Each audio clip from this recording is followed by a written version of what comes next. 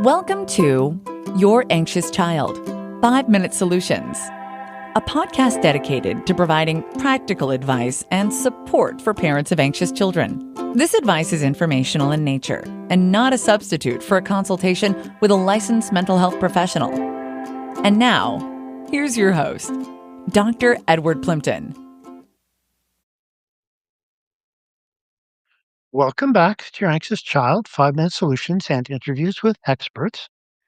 Today, we're talking with Darby Saxbe, who has just written the book, Dad Brain, The New Science of Fatherhood and How It Shapes Men's Lives. She is a clinical psychologist and professor at the University of Southern California. She's published a zillion articles, but this is her first book. And, yep, there it is. And although this is the first time we've met, amusingly, our dads knew each other. And and your dad, and this is, your dad went to Amherst College when my Yep. dad was president of Amherst College. Yep. And it turns out that your dad's fraternity was right next to my house. Yep. And he would sneak into my mother's garden and pluck out the best flowers for some date that he was going on with, a Smith or Mount Holyoke student.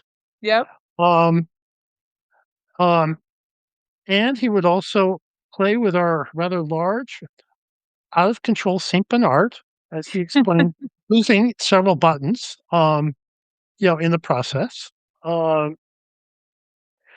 And my mom, of course, would be delighted to know that her flower garden was put to such a good use. Right. Sounds like it served its purpose. Yeah, absolutely. Um, And how lucky were you to get to grow up next to a fraternity house?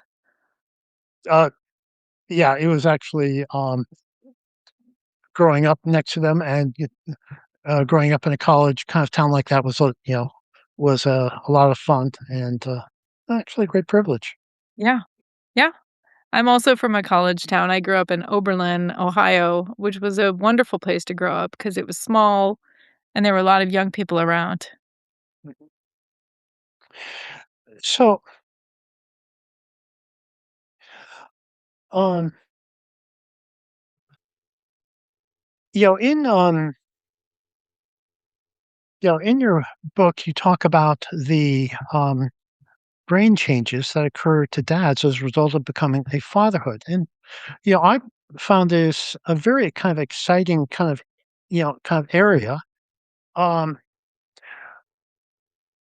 but it still seems, very, very, very new.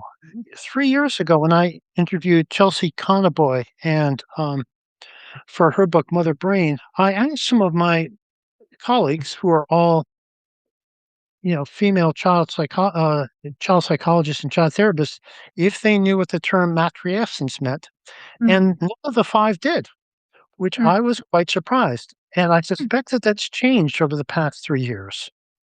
But, Yes. um,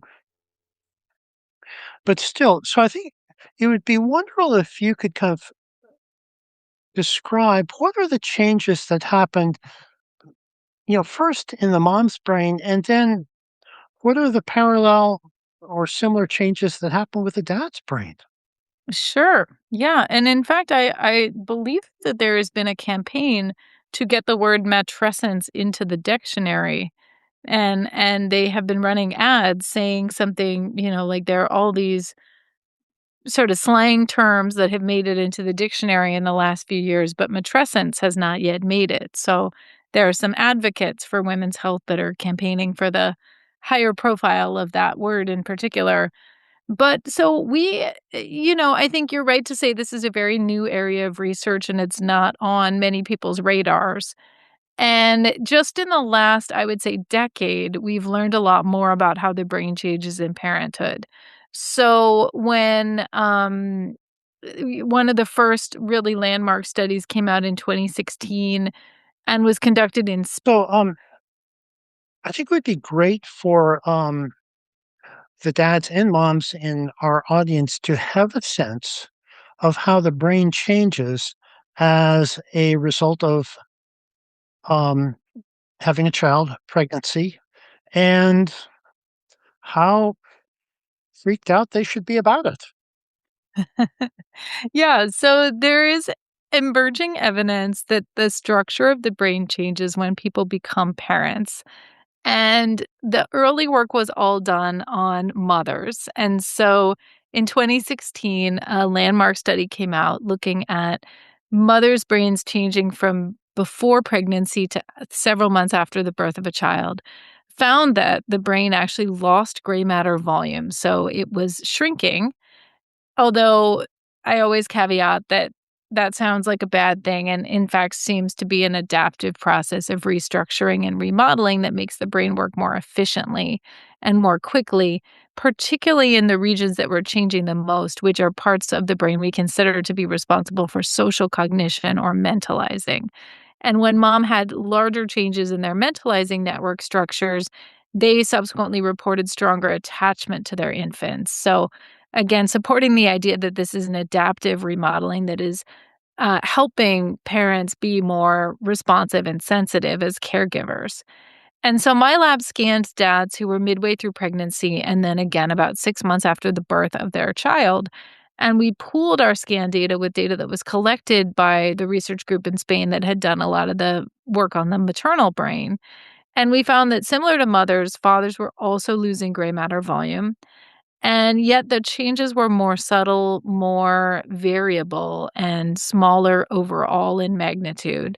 And they seem to be more specifically tied with fathers' engagement in parenting. Mhm. So, so the mom's changes were presumably really created through the tsunami of hormones that occurred during pregnancy and the like, and the dads were acquiring kind of these changes presumably from the degree of active involvement or experience with childcare that they were involved with? Exactly. So it seems like for mothers, there are multiple mechanisms that reshape the brain starting even during pregnancy before there's been any experience in parenting. So the latest work, which has looked at multiple time points across pregnancy and postpartum, finds that moms actually, their brains start to shrink in pregnancy and actually rebound later in the postpartum year, the first postpartum year. In fathers, it seems like the brain changes are more tied to parenting experience. And in my lab, we found that dads who spent more time with their children, particularly primary caregiver time, and who reported enjoying their children more, feeling more attuned with them, being more bonded with them both before and after birth, and being more motivated to take time off after birth. Those were the fathers that showed the largest degree of brain change. Supporting again this idea that there's something about losing gray matter volume that seems to help the parenting brain work better. You know, you have a great way of expressing in your book that, to help people get off of the idea that you're losing something. And you use the analogy of you have a vast movie. And Hmm. what we're doing here is an unedited movie. Yes. And what these changes do is they help edit the movie to what it really needs to be about.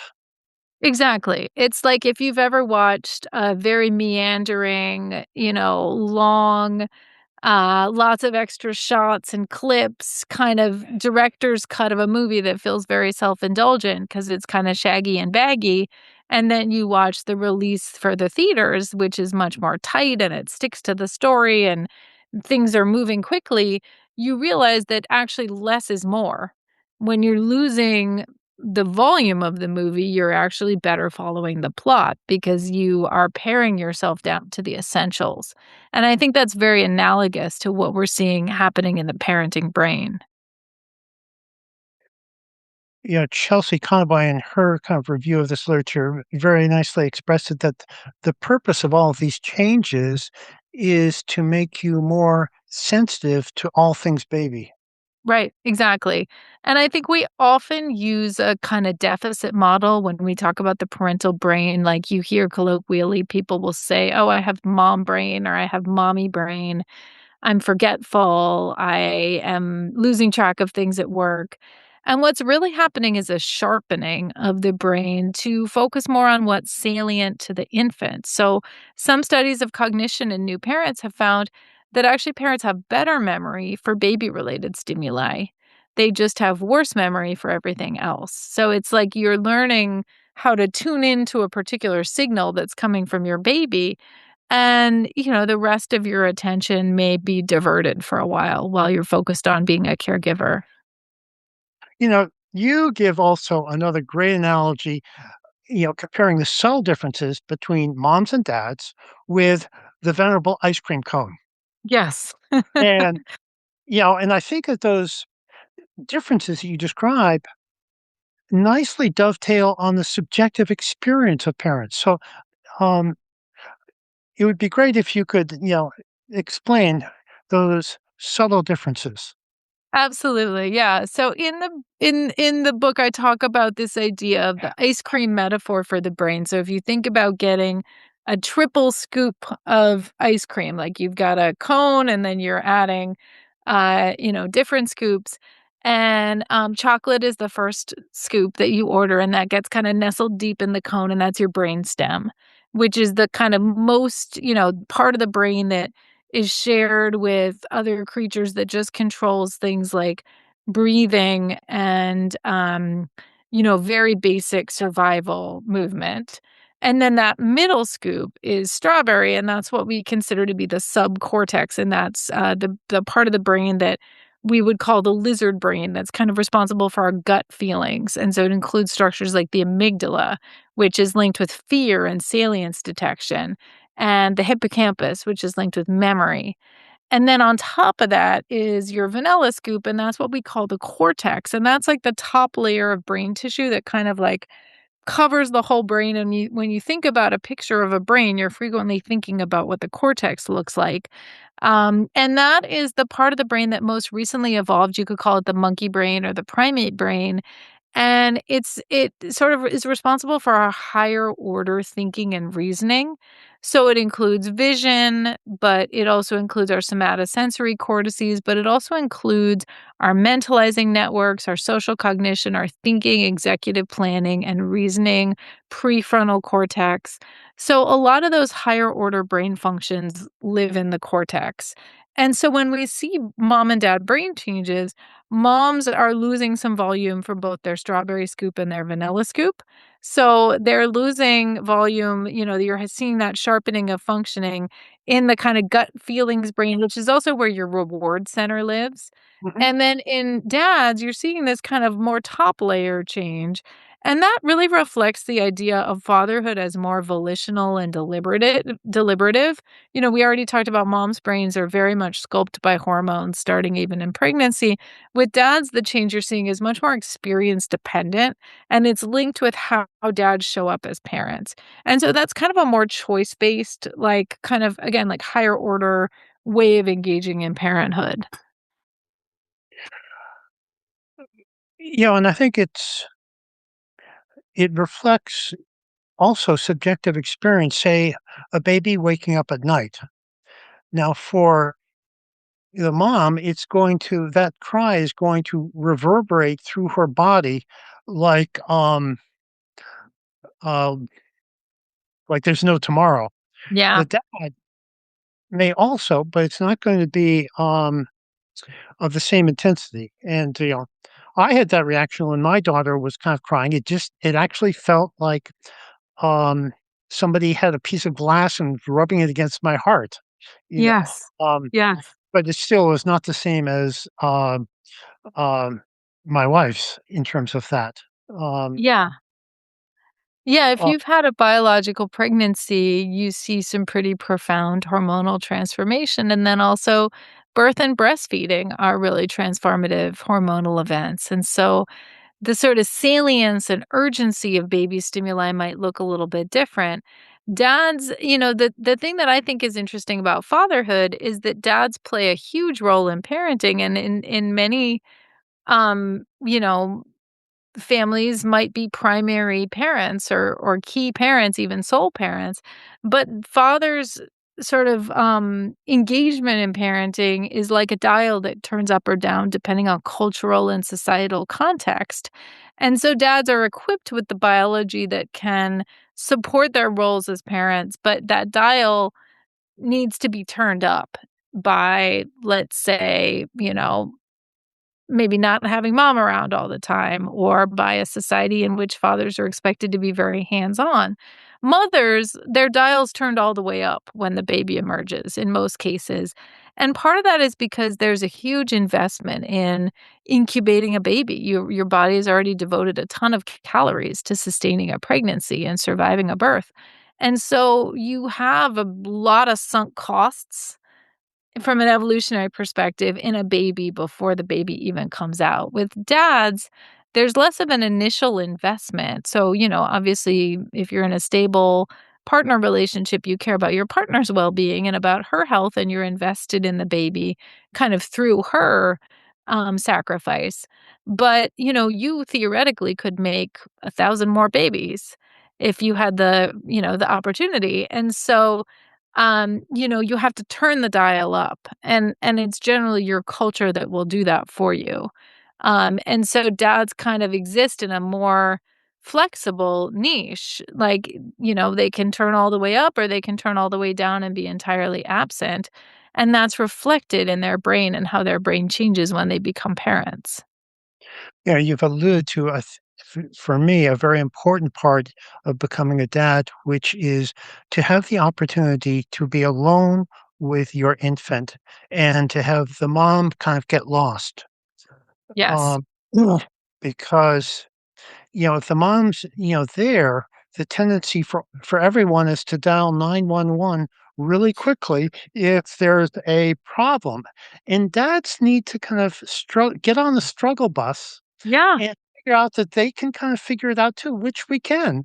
But Yes. it's a struggle, and it may be ugly for a while, but they need to know that they can kind of do that. And having that time alone, it's so valuable in them developing the confidence between them and their infant that we can do it.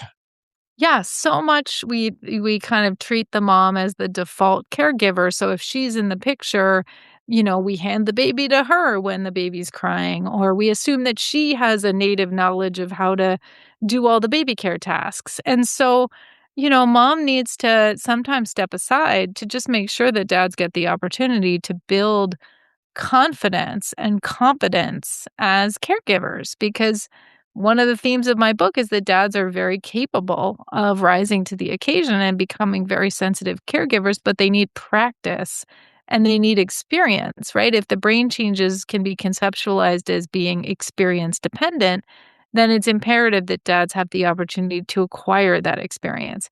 And you sometimes see either unintentional or intentional forms of maternal gatekeeping, where moms are understandably very anxious about the baby's well-being. And, like we just said, she's invested a lot in the baby even before birth, and she feels very attuned to the baby. And it's hard to build trust for other caregivers. And so if dad takes the baby and the baby cries, mom might want the baby back right away. But dad needs to figure out his own repertoire of how to care for and soothe the baby. And the more opportunities he gets, the more comfortable he's going to be. And then ultimately, the better balance of caregiving you can foster.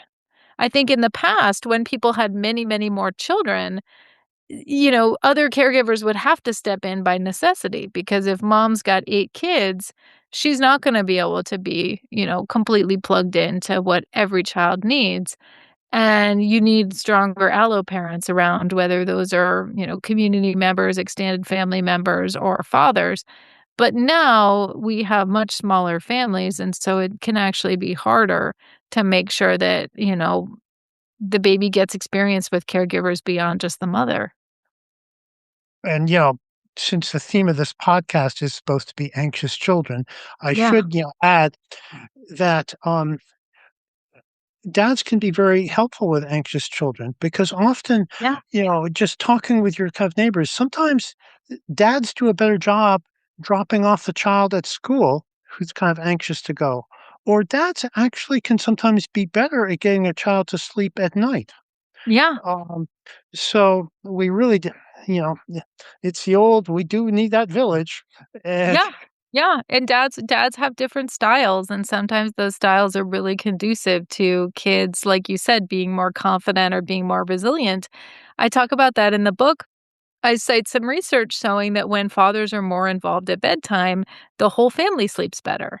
And dads may just have a different style when it comes to putting babies to bed. They're a little less hypervigilant. They're a bit less worried about what happens when the baby wakes up. So having that calm presence might actually help mom sleep too. And similarly, in the parenting chapter of the book, I talk about dads often gravitate towards a style of playing with kids that is exploratory, active, risk taking, facilitates kids testing their limits. And that style can be really helpful for anxious kids. So, having the parent that's kind of pushing you to climb a little higher or, do a taller slide or, even just the parent that's picking you up and, tossing you in the air and chasing you around, like those kinds of active play sessions can really help to build kids' physical confidence and help reassure them that the world is safe. okay, now, Darby, as you know, the brain is both a electrical event and a chemical event. Yes. Now, in our age of pseudoscience and uh, popular testosterone, I feel like we need to go back. I think you need to take us back to a basic health class and give us a little lesson about testosterone 101 and why we shouldn't, all of us guys shouldn't be taking testosterone supplements. Yeah, so there has been this real focus on men's testosterone that feels very new and is very tied to our specific, I think, political moment. You see politicians are talking about their opponents being low T and are bragging about their own testosterone levels and are talking about their HRT regimes. And it's become this strange new development that all of a sudden everybody is worried about men's testosterone. And to go back to the basics, testosterone is a hormone that supports the development of male secondary sex characteristics. It's also a hormone that is linked in power, status hierarchies, competition for mates. So you want high testosterone levels if you're trying to rise to the top of your dominance hierarchy in order to appeal to a mate. And once you've accomplished that goal and mating has been completed, you actually are not well served by perpetually high testosterone levels. So, testosterone is a context dependent hormone that is in service to your evolutionary goals, and it can help you find opportunities to reproduce. But once you've reproduced and your goal is to help offspring survive and thrive, you need to shift from a quantity oriented reproductive strategy to a quality oriented reproductive strategy where you're actually investing in nurturing. You actually want lower testosterone levels. And so you see reproductive strategy plays out when you look at different kinds of animals. You can see it in birds, you can see it in rodents, you can see it in primates, you can see it in humans. Testosterone levels tend to be higher before a baby is conceived, and then they dip naturally across the transition to fatherhood. And that drop in testosterone seems to help dads be more empathic as caregivers and be more invested in the new family.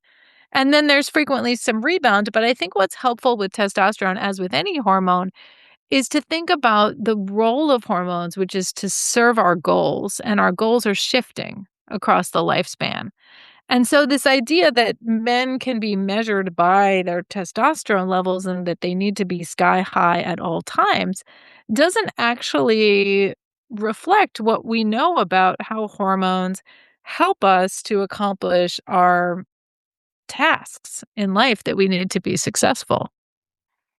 Well, even just more mundanely, our testosterone levels fluctuate throughout the day, and that's Yeah, appropriate in terms of the tasks that we're facing during the yeah, day. yeah. They have a circadian rhythm. The same is true with cortisol. So, I often, as someone who studies cortisol and other hormones, I often hear people say, it's very bad to have high cortisol. And my question is always, what time of day are you talking about? Because you actually want high cortisol in the morning, you want low cortisol at night. And so, yeah, we have to think about these hormones are supposed to be dynamic. And what's important for us and our human health is flexibility. You want a flexible brain and a flexible endocrine system that is able to shape itself in response to what you need from it. The other kind of, hormone related question that I have is what can we reasonably be confident about oxytocin, Mm, which is also gets a lot of press, but what can we be confident about in terms of it with fatherhood? yeah. So I in the book tried really hard to be skeptical because I think the current literature is a bit of a mess. So uh, there are a lot of different ways to measure oxytocin. You can look at it in urine, in blood, in saliva. The best way to look at it is in the brain because it's produced in the brain and it acts in the brain. So you really want to look at cerebral spinal fluid or you want to look at brain tissue. That's very hard to do if you're someone who studies humans. So that's why a lot of research on oxytocin actually involves animal models, where you're able to actually be more invasive. And so I take every oxytocin study I read, especially studies on humans, with a giant grain of salt, a whole tablespoonful of salt because I think the work is often contradictory and the findings are mixed. What we've found in our lab is that oxytocin does seem to track with the degree to which men are physically touching their infants. We did a video recorded play session and we looked at oxytocin after the session. And we found that when dads were more involved in playing with babies, they had higher oxytocin. And that actually fits with other research suggesting that oxytocin is kind of a hormone that turns on when we're engaged in nurturing affiliative behavior.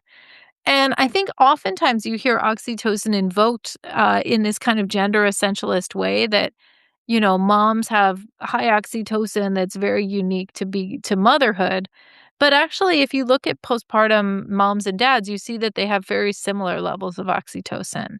So it's not a hormone that is unique only to moms. It's a hormone that seems to be sensitive to parenting context in dads as well. Oh, great. That's very helpful. I We had a little extra time before our scheduled interview, so I took the moment to kind of interview three new dads. Um, and one part of your book that they totally resonated with was the experience of childbirth and what it was Mm, like to be there. And you've yeah. done some research on that, but they all talked about the transformative quality of being present at birth. And you've done Yes. some research on this. Yes. Yes. Yeah. And that is, and I talk about this in the book. There's a chapter on birth that that's a relatively novel experience for humans to have males consistently present at birth. We have evolved such that birth is very social and you often need helpers to steer the baby out. But in most cultures, the people attending birth are female. They're the midwife, they're female relatives. So even just having dads at birth is a new thing. And so we have, I think, understudied what the implications of the birth experience are for men and also what men's presence at birth maybe does to the birth experience. So, one study my lab did, we looked at couples expecting their first child and we had them argue in the lab we videotaped their arguments, and then we coded them for positive and negative kinds of conflict behavior. And we found that when couples argued more negatively and less positively, they subsequently reported more stressful and challenging childbirth experiences. And their births were actually more medically complex. So when we looked at the medical charts from the birth, we found that there were more difficult births among couples who were more contentious and who fought more negatively with each other.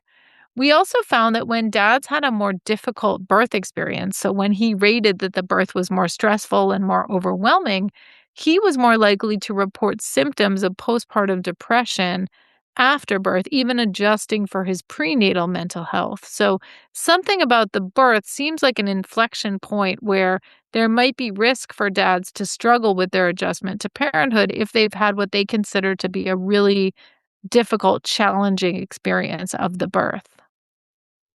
Right. Well, certainly the dads I talked to, were very consistent, just saying how they were actually full of admiration of you know, of their partners kind of going through the experience, and Mm, mm. which certainly I can kind of relate to. Yeah.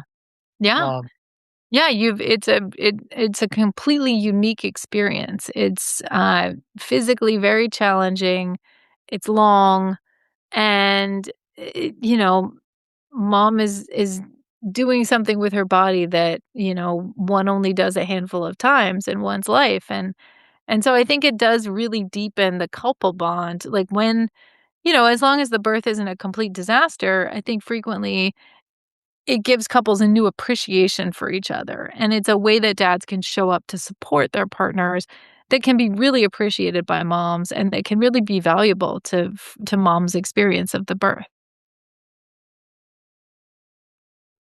One of the important things about your book, I thought, was simply the labeling of kind of parental experience, Mm, because without words, we have a very hard time um, remembering experience and making sense of experience. mm, Um, and a small phrase that you use that I thought was extremely kind of helpful for parents to keep in mind was the idea that having a child can really destabilize a relationship. mhm, And I thought it was a very helpful phrase mm, because it gives you the opportunity to step back from the conflicts a bit and and realize that this is part of a larger picture and kind of adjustment. yes. And perhaps you could just kind of elaborate on how it's true that kind of having a child is just simply destabilizing.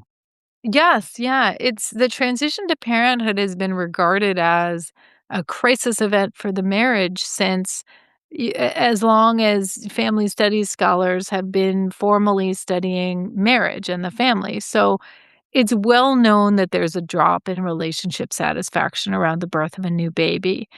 And it's logical that the relationship would struggle because your roles are changing completely from having a companion that you can do enjoyable leisure time activities with to suddenly, I always joke that it's like running a small business with a very underappreciative, cranky customer.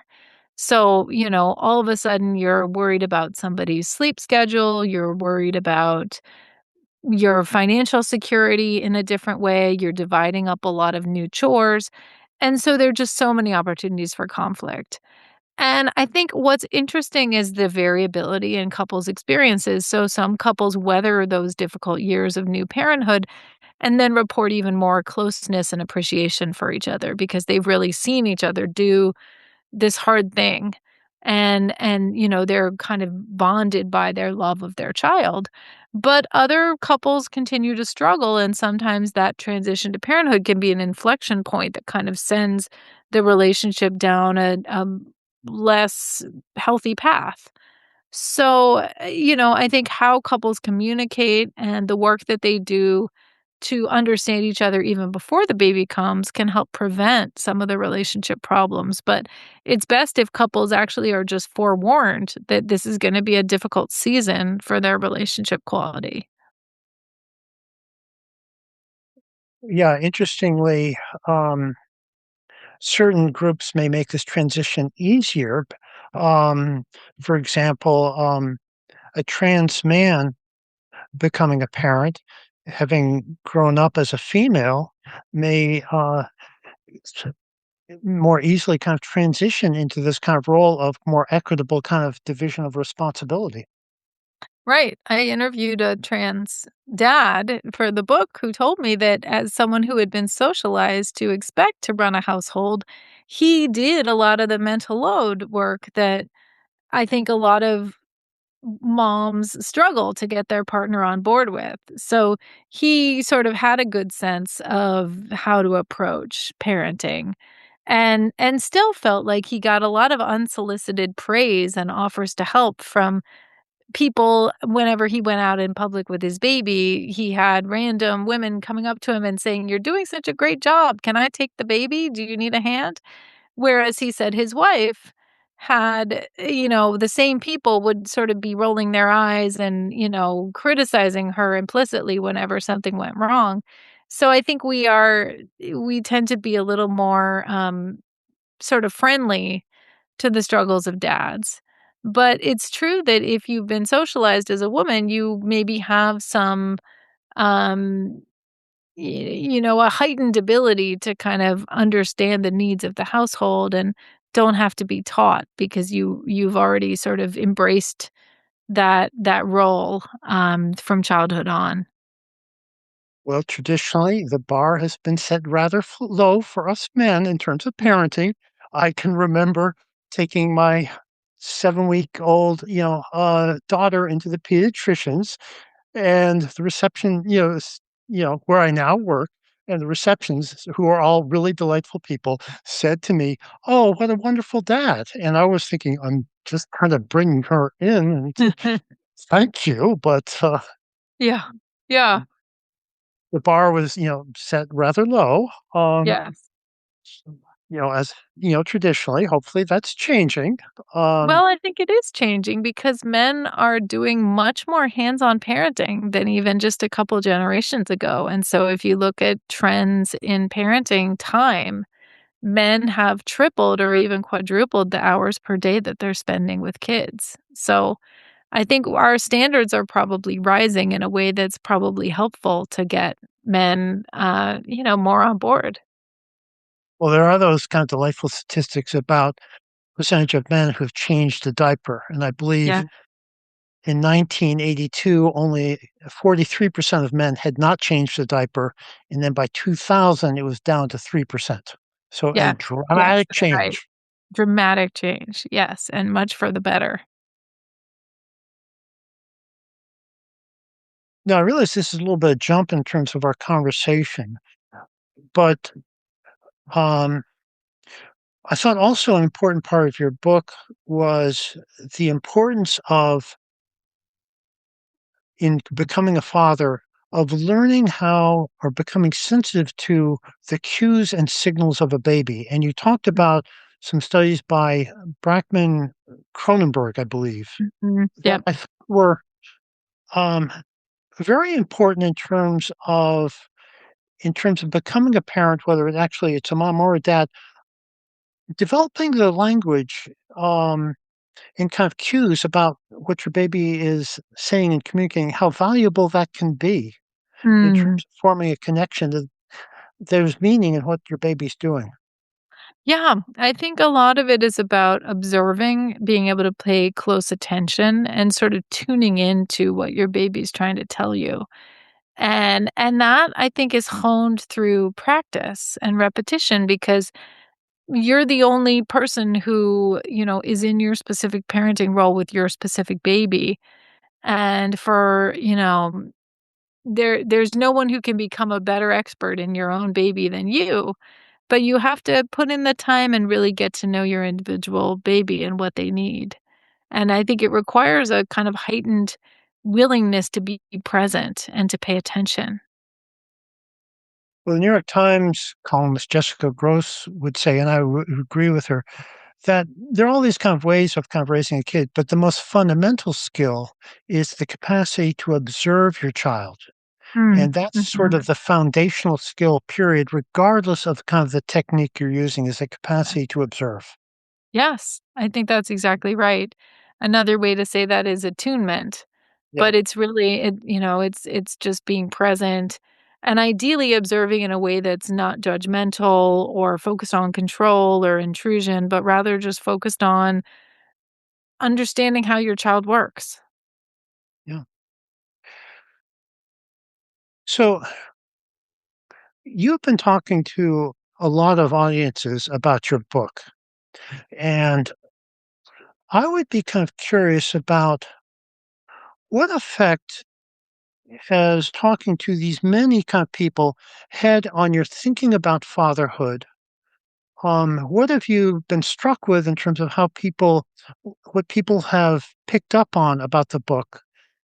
And perhaps where does it lead your thinking in terms of where to go next or what's important?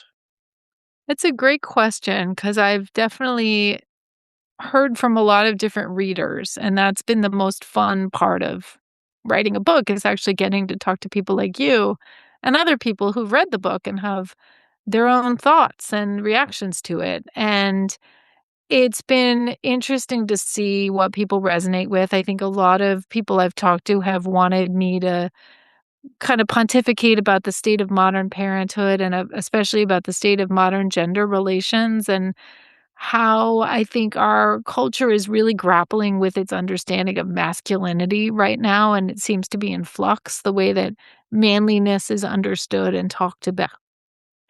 And it's made me think more about, fatherhood as a kind of antidote to some of what I think can be very toxic and kind of gender polarizing discourse in our culture, where you have young men and young women in somewhat different echo chambers and, often absorbing information that primes them to be more hostile to members of the opposite gender.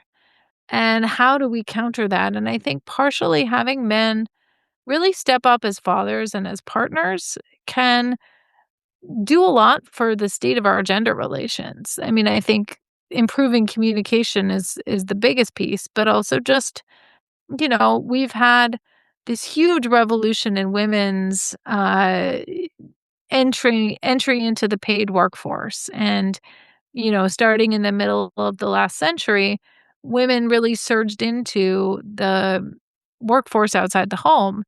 We haven't necessarily had a corresponding revolution in men's involvement in the home front. We've certainly seen big changes, but when it comes to how we socialize the genders and what we value, I think we still undervalue the work of care and child rearing. We overvalue the work of bringing in money. And I think we've socialized now young girls to care a lot about being successful in their careers. We don't necessarily socialize young boys to think about how can I become a great parent or how can I run a healthy household. And so a lot of these conversations have made me think about how our culture values different spheres and different activities and think about how do we restore the value of care for both men and for women to kind of fix what's broken in our society. Yeah, our unfortunately, very individualistic society has really undervalued kind of caregiving, Yeah. and yet, in so many ways, it's so much a part of our nature, and we've been in our society, we have gotten away from truly embracing it. Yes. Um, and for all, if we could just simply more embrace that, that's part of our nature. It's like Yeah. we are all like, Eddie the eagle, this nice little, male eagle in a kind of wildlife kind of preserve that all of a sudden started putting rocks in his nest. Yeah. And, you know, he just wanted to be a parent. And Yeah. Yeah, we're all very social creatures. We come with these big social brains that make us want to attune and connect with other people. And we are primed, I think, to nurture the young and the vulnerable. And I think our society is best when we think about how do we look out for the weak? How do we guide the young? How do we protect the vulnerable? And I think when we get away from those values, we, forge a more toxic and destructive society. Yeah. So true. So we're about out of time. So Darby, thank you so much for talking to us. And your book is available everywhere. And Yes. where else can people find out about you? So What's people your can go to my website, darbysaxbe.com. It's SAXBE. So DARBYSAXBE.com. And I also write a semi-bi-weekly Substack. So if people like to read on Substack, they can find me at darbysaxbe.substack.com. But I think the best way to catch up on all these topics is to pick up the book, which I think, covers a lot of the ground that we've been talking about over this last hour. And it's so important in labeling experience so that, all, both moms and dads can have a name for their experience and not be just kind of left wondering in the dark. Exactly. Yeah, the more we can talk about these things, the more I think parents can feel seen and supported. Uh, Great. Well, thank you so much. My pleasure. Thank you for having me. Thank you for listening to Your Anxious Child. Please leave us a rating and review in iTunes to help us get the word out. If you'd like to learn more and find additional resources, visit us at edwardplimpton.com.